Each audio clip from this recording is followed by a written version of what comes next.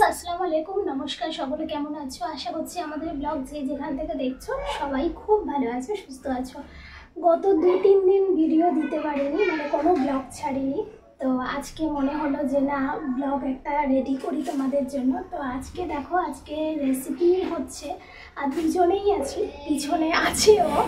আর এখন হচ্ছে কি রেসিপি সেটা বলছি। তোমরা তো ক্ষীর খেয়েছো বা পায়েস খেয়েছো, আজকের আমাদের কিন্তু একটা ইউনিক ক্ষীরের রেসিপি, সেটা হচ্ছে তালের ক্ষীর। খুব অবাক লাগছে না যে তালের আবার ক্ষীর কি। কারেন্টটাও ঠিক টাইমে চলে গেছে, তো রেসিপি হচ্ছে কারেন্টও গেছে, তো চলো তারই মধ্যে তোমাদের এসে গেছে আবার।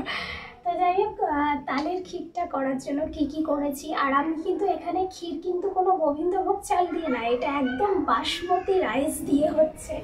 তো এখানে দেখো, এখানে দুধ দিয়েছি 1 লিটার, আর এখানে এই যে এরকম চাল দিয়েছি, এই যে বাসমতি মানে বিরিয়ানি করবার যে চালগুলো হয় সেটা দিয়ে করছি ক্ষীরটা। আর এখানে একটু ঘি দেওয়া আছে। এখন হচ্ছে এখানে যেরকম ক্ষীর বা পায়েস রান্না করে কাজু কিশমিশ তো দিতেই হয়। আর এখানে একটু গুঁড়ো দুধ গুলে নিয়েছি। আর এই হচ্ছে তালের পাল্প।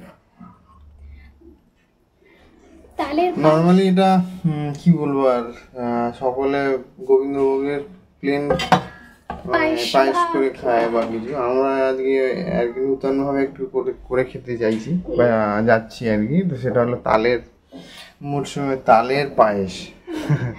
সেটা ওই জন্যই আমরা ইউনিক বলছি আর কি। তো দেখা যাক আমরা তালের পায়েস করে কেমন করে টেস্ট করি এবং আপনাদেরকে ফিডব্যাক দিয়ে জানাবো কেমন হয়েছে। তাহলে তোমরাও করে খেতে পারবে। তো চলো শেষ অবধি দেখতে থাকো ব্লগটা। খুব বেশি বড় করবো না, একটা ছোট্ট ব্লগ রাখবো।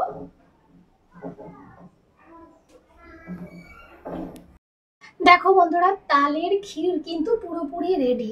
তবে তোমাদের একটা কথা বলবো, তালের ক্ষীর কিন্তু হুটহাট করতে যেও না। কারণ কি কারণে বলছি, হুটহাট না দেখে না বুঝে করলে কিন্তু তোমাদের ক্ষীরটা পারফেক্ট হবে না। এই তালের ক্ষীরটা করবার জন্য অবশ্যই কিন্তু তালের পাল্পটাকে আগে জাল দিয়ে নেবে, মানে জাল দিয়ে মানে কিছুটা একটু ফুটিয়ে নেবে, ফুটিয়ে ঠান্ডা করে নেবে, তারপর কিন্তু পায়েস করবে, তবেই দেখবে তালের ক্ষীরটা ঠিক হয়েছে। নইলেই কিন্তু তালটা যেহেতু টক ভাব থাকে তাহলে পায়েসটা কেটে যাবে, মানে দুধটা কেটে যাবে। তো এই যে দেখো তালের পাল্প কেমন হয়েছে অবশ্যই কমেন্ট করে তালের পাল্প না, মানে তালের পায়েসটা কেমন হয়েছে।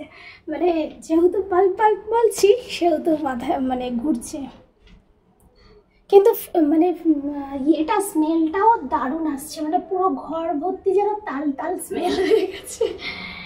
তো চলো